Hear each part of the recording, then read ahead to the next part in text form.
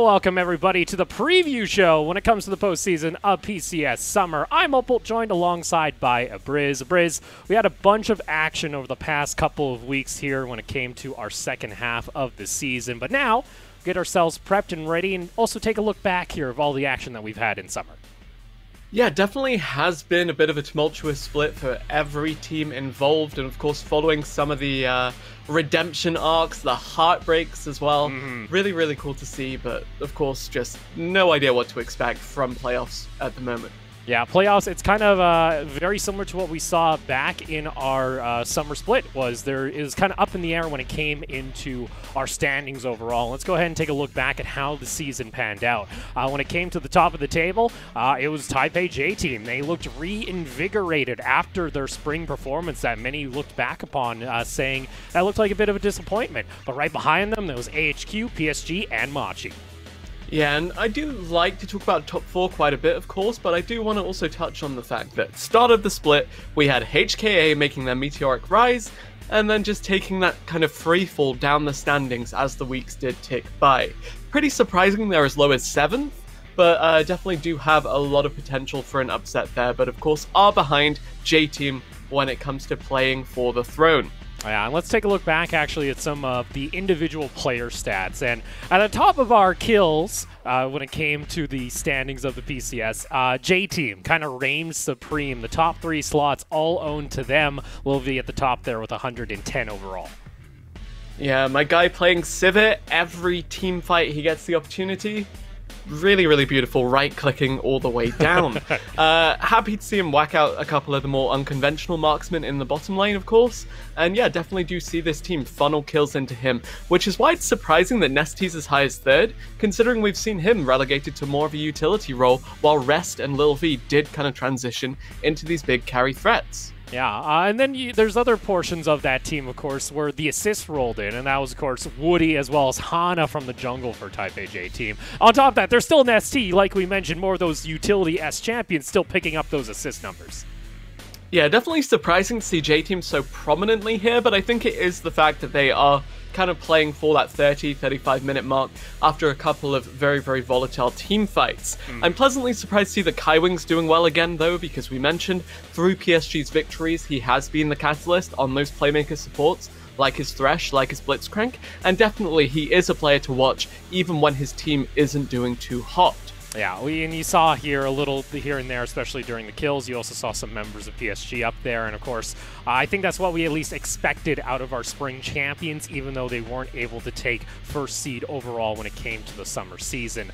But it shows a lot here on the side of Taipei J-Team, where they usually play through Hana as well as Nestie. And speaking of Hana, he currently sits at the top of the KDA standings with a 9.6 out of the jungle. Yeah, I believe in week 4 or 5, he was leading junglers globally for KDA overall, and still looking fairly formidable with a 9.6 coolly in his pocket. Pretty surprising we don't see Lil V up here, considering the AD carry is funneled so many of this team's resources, but I guess they don't protect him nearly as well enough as the likes of PSG protect Unified and Tank. Yeah, I think that's one of the good parts here if you're a PSG fan was, of course, the question of, how is Tank going to perform taking over the role that Candy left behind after he departed from the team, and to see him still up there as far as the KDA goes and having some solid performances overall for PSG, I think is a good sign heading into playoffs. Yeah, but at the same time, I mean, he's here because he's a KDA player. You don't see him go for the risky moves. We had our kind of heartbreak during the tiebreaker. I remember you being particularly mad because he didn't use Emperor's Divide at all in a 25-30 minute game because he's so risk averse and focused on protecting that KDA. Yeah, I think there's lots to be said, and we'll save that for the playoff series with PSG. Let's go ahead and take a look toward our creeps per minute score. Of course, for Giant Dragons, they weren't up here very much as far as any of the other stats go, but at least K2 is able to sneak up there with that 10.1. Yeah, definitely do see K2 being a bit of an outlier here, of course, but Jaya narrowly sneaking into playoffs themselves, so pretty happy to see their AD carry this high up. And this is weird to me, just because Delulu tends to roam a lot, and that's when Lulu is playing. Chili sometimes sits there as well. And yeah, while the Braum pick does kind of glue you to the bot lane and get K2 in a good position, I still am super impressed that the marksman of Bajaya has been able to stand out relative to the rest of the marksmen in this league. Yeah, and of course the rest, we're talking about creep score, it's of course going to be just marksman flooded in that regard, and very similar to damage per minute, where you asked, hey, Lil V, he loves playing those team fight champions like we saw with the Sivir a couple times. Of course, he's going to have the highest damage numbers when it comes to the PCS. Yeah, pretty standard to see Marchi and J-Team top these rankings because they do kind of default towards that mid to late game 5v5 kind of composition. But actually, we were talking about marksman dominating all the damage and CSing stats. There seems to be a top laner here just randomly in 5th place. That's Rest, and of course he's had himself some stellar performance, and I know we'll get to talk about Rest a little bit later on.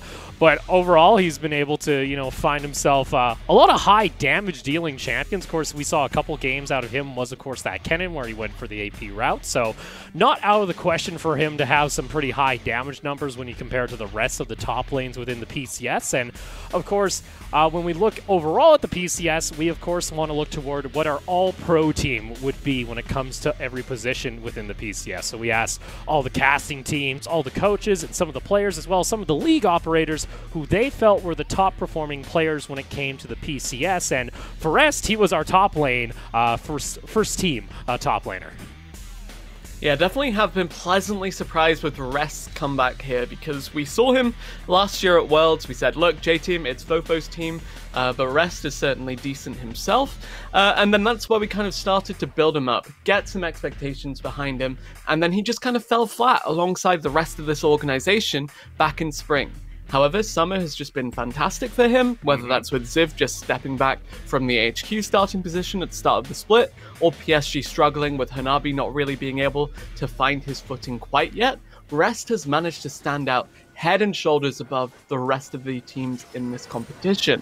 Yeah, again, not afraid to jump in. We saw him a couple times where he takes something along the lines of a Wukong, and we also mentioned before earlier too, also like the Kennen. So a lot of those carries out of that top lane, which I think helped out J-Team overall when you consider the fact that Nesty was often, even in this clip here, put on something like the Galio, a lot more utility focused.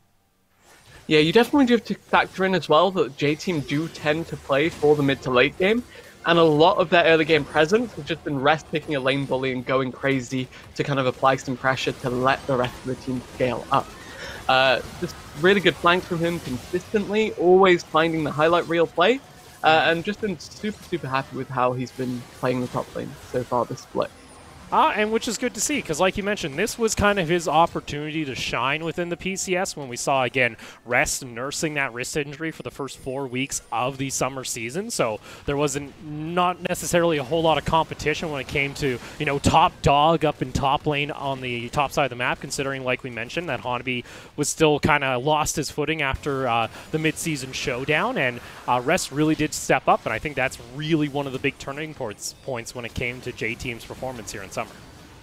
Yeah, he consistently finds his way into these fights. You're looking on the Camille now, the Wukong, all of that good stuff. Just really prominent carry top laner. But he's not in that kind of Rocky or Kartis territory where they do struggle to play the more utility-centric picks.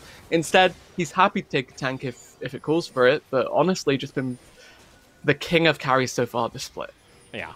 And of course, though, there is also multiple approaches. We mentioned they're not afraid to play via Rest, so we do also see a lot of support usually come out of Hana, as well as, again, pairing it up with Nesty. A lot of the times we saw very early roams up toward the top side of the map to help get him online and do, like you mentioned, play through the top lane, which a lot of teams in the PCS often struggle to do so. Definitely does look to be the case here. Well, you just see another highlight reel from the top laner of J-Team. A lot of clips. Honestly, just so many more of these as well, by the way, just to tell you how prominent he's been so far this split. Seriously, the man has been on fire, and, well, You mentioned that his jungler was pretty good, but there's another jungler that has been trashing everybody else in this league. Yeah, and we got Kongyu here, which of course came over to AHQ during the postseason break after Worlds last year. Came alongside Uniboy from that former Mad team, that duo that has been playing together for a couple years. Were able to slot very nicely into AHQ, and especially in the second half of summer, really turned on for AHQ and helped securing them a top 2 finish overall in the standings. Yeah, definitely pleasantly surprised with how Kongyu in particular had been playing just individually. A lot of prominent mechanical outplays, a lot of good early game aggression, really intelligent in his pathing, just really difficult to punish the jungler of HQ here. And because it's a highlight reel, of course, it's just going to be some insane mechanical outplays, but I cannot begin to tell you just how insane his he flubs the Graves ult. Beautiful highlight reel so far. Yeah, how insane his pathing has been, because he's just super cerebral, super intelligent about the way he's navigated this, and yeah, pleasantly surprised with how the jungler of HQ has slotted into a championship contending roster. Yeah, because that was kind of the big question overall. Of course, we saw the departure of some of their more veteran players that had been with the team for a little bit. But then you had plays like this, consistency when it came to his Lee Sin in particular, especially alongside Uniboy, setting up for those plays. And of course, our mid lane first team player, it's going to be Uniboy in that mid lane. Yeah, pretty happy that the mid jungle of HQ have been glued together since, as you mentioned, the Mad Team days. They were not really anything special in 2018 Worlds, basically a 2v8 kind of story there, so really happy to see them on a team that really lets them shine. Honestly, looking at this duo, you do attribute a lot of their success to Kongyu, but Uniboy has been consistent, has his, I say pocket Galio, it's more of a signature, but also is kind of standard for the meta as a whole, but does kind of default to these supportive utility mids that really do let his jungler shine on the aggressive pick. And Graves previously, to Kindred now, just, yeah, utility mid all the way through. Yeah, and we've seen him on something like Lysandra, but then you can also think back to Spring, where globally he actually led KDAs across the table for a couple weeks, where he was able to find himself consistent solo lane kills. He even brought out, I know, your favorite Rumble as well. We haven't seen that yet when it comes to summer, but he has a deep champion pool that will help them excel here in the summer playoffs when they're looking to secure a world seed. Yeah, and perhaps the most promising thing about this AHQ mid-jungle duo is that they've stepped up in the absence of star top laner Ziv. Yes, he's back on the roster, and yes, that's why this team now looked like they could contest for a world seed again. But when he was out, they were really clean. They were a lot of the reason why this team still managed to surge up the standings, even after a couple of teething issues at the start of the summer split. And then, of course, too, you also have that very consistent bot side of the map in the form of Wako and Ysera that they can always lean back to. So overall, that package for HQ looking pretty promising. But talking about bot lanes, we're going to be first focusing on over to Unified from PSG, who's going to be our first team bot laner overall in the PCS summer. And this was the voting that made me think, but then you realize, okay, a lot of PSG's success in those later team fights come through Unified just making the reliable, hyper-carry, random outplay. Granted, it's not the crazy bullet times of Spring, it's not the 1v9 Moonlight Vigil, well, not often the 1v9 Moonlight Vigil anymore, but yeah, he's consistently dragging this team, kicking and screaming across the finish line, and despite the PSG bot lane looking fairly vulnerable when it comes to actual lane phase, they are still teamfight gods, and we're still pretty happy with how Unified has played this split so far. Yeah, and then we also, saw him step up on carries like the Ezreal. Of course, there was this very close fight during the second half of summer where, of course, he was able to find the consistency alongside, again, star plays like River there stealing away the Baron Nashor. And we started to see a little bit more outside of Unified just being that Aphelios one trick, especially after the nerfs we started to roll through in the last couple of patches of summer. Is this the fight where everyone dies but the Ezreal? Oh, yeah, it is. Yeah. Okay. Just sit back and watch. No, genuinely, yeah, he's confident, he's cool. My only issue with Unified is that he does take a while to come online. Again, as we mentioned, a little bit suspect in the lane phase for this PSG bot side duo so far this split, but so consistent as a carry threat, so reliable when it comes to these team fights. And there's the Moonlight Vigil to really hammer home that the man can 1v9 if you give him the opportunity.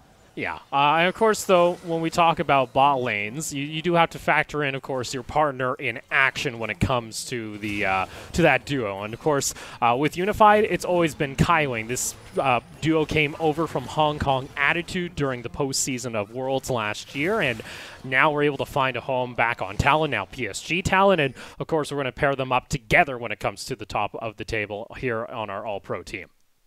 Yeah, and I feel kind of bad selling Unified down the river, because most of the time when they do die 2v2, it is Kaiwing that dies, because Kaiwing's the one that randomly engages in a minion wave.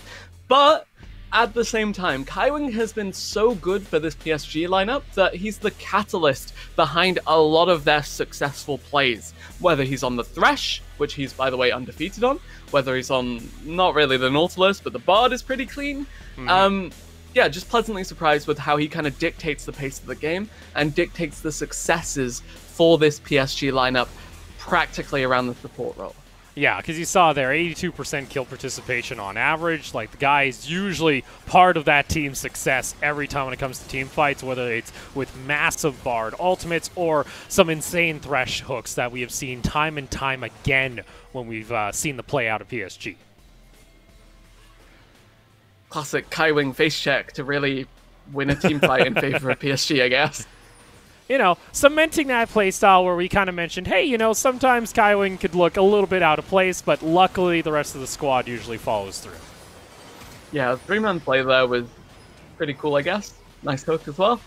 Yeah, genuinely pretty happy with how the primary engaged threat of this PSG lineup has played so far this split. Again, I attribute a lot of their success, granted it is quite limited relative to Spring, to him. Yeah, and of course, Bard, like you mentioned, not out of the picture as well, was used very effectively. And that's a play also that we saw out a lot of the bot laners of the PCS, but almost every time off cooldown, you could always guarantee Kaiwing was there to help deny some turret plating. Yeah, just good Bard player. Let's put it like that. A good guard play. This is a little bit more of the playmaking style that we've actually seen, though. This is kind of what we expected a little bit more out of this highlight reel. I didn't really want to see a whole lot of Rift Herald, you know, denies there. It was big engages onto the carries or low members of the opposing squads. Yeah, this was where I really wanted to see Ziv press R. Didn't get to see that. Instead, got to see a beautiful Bard ultimate that really pretty much won the game for PSG. And that's why Kaiwing is actually, I believe, head and shoulders above every other support in this league when it comes to MVP votings. And for MVP, at the top of the table, though, it's Rest once again. The guy's going to have a bloody highlight reel out of this show overall. We've already seen his plays back and forth. But also seeing that top side be so key for Taipei J-Team when you factor in 75% of their MVP votes go to both the jungle and top lane. Yeah, I definitely do look at J-Team as just having a dominant top side, honestly. And that's very, very strange because they do tend to play through Lil V as their team fight carry. And yet because the top side duo are so dominant throughout the early to mid game, because the top side duo are so flashy, they get it all. They get all the recognition, and that's something that a lot of teams can't say for themselves. So it's really good to see Rest actually stand out so dramatically. Yeah, it's been consistency when it comes to those play styles. You even see that too with AHQ. Again, their mid-jungle, that Mad Team duo we mentioned too, usually the key factor when it came to their success. But then if you take a look on over to PSG, we see hints of brilliance from each individual player, but I wouldn't say consistency overall when it comes to the play style, and usually it gets panned out overall. And of course, we're just going to see some more highlights from Rest. This on a little bit more of the carries that we mentioned toward the end of the split, especially his Kennen. Yeah, pretty big fan of the Kennen as a whole, just because it is a playmaker for a lot of these top laners that have looked very, very potent in that regard. Oh, there we go, slicing Maelstrom to the face. Beautiful. Rest been so good for this team, whether it's with the flashy team fight winning plays, or as we said, that kind of early game that he dictates by himself for this squad. Just really, really pleasantly surprised how he executes on all of these. Look at that, always finds his flank, whether it's on the Wukong, whether it's on the Camille, whether it's on the Kennen. Backline access is the way to go for the J-Team top laner. And really spiking those damage numbers. That's probably why you're wondering, why is Rest at the top of the table on that damage chart? Well, it's because he wasn't afraid to play those carries, like we mentioned, in the form of a Cannon or a Wukong, all aiming for those team fight ultimates to cause havoc and chaos on their opposing members. I mean, as well as that, though, he's very, very good at reading when to join the fight on split pushes, which is a thing that most top laners do struggle with, even globally, honestly. Just very good at reading map state, fixing sidewave, all those kinds of, not really mechanical, but macro-level decisions. Rest is head and shoulders above everybody else. Speaking of mechanical decisions, this was not a good one initially. Fortunately, it does work out, but that was just clumsy. Again, not afraid to play on the edge here when it came to Type A J Team, and sometimes it would cost them. Type A J Team as a whole, though, their coaching staff is actually going to be awarded our #1 when it comes to the wide consensus of the PCS. This coaching staff able to manufacture a possible world squad after such a, I would say, a disappointing spring season. Yeah, not only do they make a championship contender out of a team that did kind of struggle in spring, but also consider the fact that they've done it with an MVP-worthy player in only one position. So they had Rest in the top lane, cool. That's the only award they get for the actual player awards, and yet their team is still looking head and shoulders above everybody else at the top of the standings. Yeah, so with that, congratulations, of course, over to the coaching staff of Type A J Team for, again, picking up that award. And that is going to be, overall, our league awards when it comes to the PCS. Of course, though, you might be wondering, if you're just joining us ahead of playoffs and just tuning into the action, you're probably wondering, what the hell did they play over on the PCS? And don't you worry, we got that sorted out for you. And, of course, Set was always the go-to ban, and we always felt it was kind of a regional ban during the first part of summer of the PCS. Yeah, definitely did see a lot of Sets banned out here, whether it's targeted at the jungle, top, support, mid. Pretty much seen him all over the place. But speaking of all over the place, Nidalee constantly in the enemy jungle, constantly being aggressive, and again, just kind of reinforcing the siege comps that a lot of these teams had trended into with the priority on the Ezreal in the region. Yeah, and joining the Nidalee alongside that in the jungle, of course, you had the Graves, and that was seen a little bit more across globally. I think that's likely to be seen. But of course, then we had our more flavor picks, more of those direct counters or matchups that teams didn't want to take in the mid lane, the Karma, as well as that Zoe.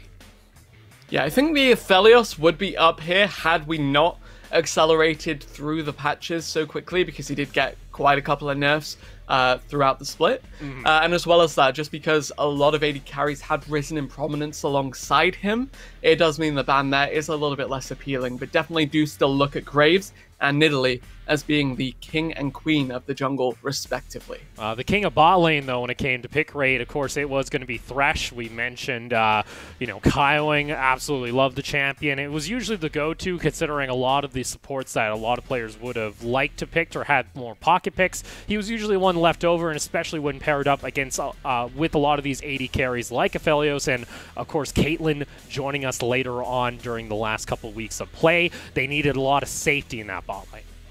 Yeah, I also do consider that Thresh is probably the most blind pickable support right now, so you'll often see teams just take him first rotation red side alongside their marksman, which would of course probably be the Ezreal.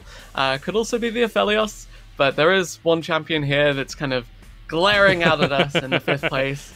Well, not found much success, but found a lot of picks for some reason. I'm also going to kind of attribute maybe a quarter of that play rate for this Trundle with almost 60% overall to one person in particular, and that's Enzo from Berjaya Dragons, which kind of embodied the one-trick mindset when it came to his play in the PCS. But we also saw it sometimes out of our top jungler, Hana from Type A J Team. Yeah, not a big fan of it, because it does take out a lot of playmaking potential for you, but at the same time, it's safe, it's reliable, and actually I think this Kindred win rate is because she's so good into Trundle, who was picked so often. Yeah, we take a look toward, I guess what you could call kind of the niche champions of the PCS, which were able to find success reliably, and that was usually via the Kindred, as well tied up here with the Gangplank in top lane. Yeah, Hanabi on the GP was a monster. And now looking at the Surgot win rate, by the way. That's like one person. Pretty impressive considering a lot of the bottom tier teams, I believe, did trend into picking him as well, by the way. So definitely do have a lot going for them in that regard. But yeah, Galio has been the star of the PCS show for me so far this summer, just because he does augment those skirmish-heavy compositions so heavily. Yeah, and then of course you could pair that up with the Corki, which I think at the beginning of summer we saw it a little bit more often, especially out of the likes of, say, Mission that just wanted to scale back up. But when it came to the later half of summer, we often didn't really get to see it, or it was usually just banned out. Definitely is a little bit slower compared to some of the other traditional mid laners, and again, it's very selfish, very self-sufficient, very let me scale and then hard carry, while a lot of these teams do trend into the more utility-focused mids now as we do approach the playoffs. Yeah, and of course, starting things off here this week, we do, of course, have our best of threes lined up. Of course, it's going to be Machi versus Alpha, then PSG versus Nova, and then immediately after, we go into Hong Kong Attitude versus U2's loser, and then Berjaya Dragons versus loser of our first match between Machi and Alpha. Of course, some of those dates are also a little bit wrong. Of course, we do have that super week of playoffs that is going to be taking place starting here today, as well as what you're going to see over the next 3 days of action here in the PCS. Yeah, definitely a lot going for us in that regard, of course.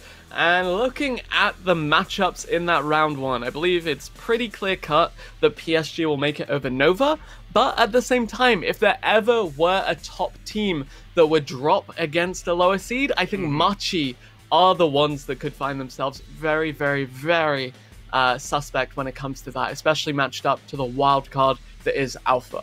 So you're saying a little bit of action to take place. But, of course, that is all still yet to be seen, and we'll see whether or not Alpha can, again, pull off the upset, or if we're going to have that top four duke it out over the top side bracket, which, of course, is a possibility, and you will be able to see those best-of-5 matchups come Saturday and Sunday. So a lot of League of Legends in store for our first week of playoffs, and still a lot of games to be played to help decide which two teams are going to be advancing to the World Championship. So thanks, you guys, for joining us. And, of course, we'll see you later today for the start of playoffs.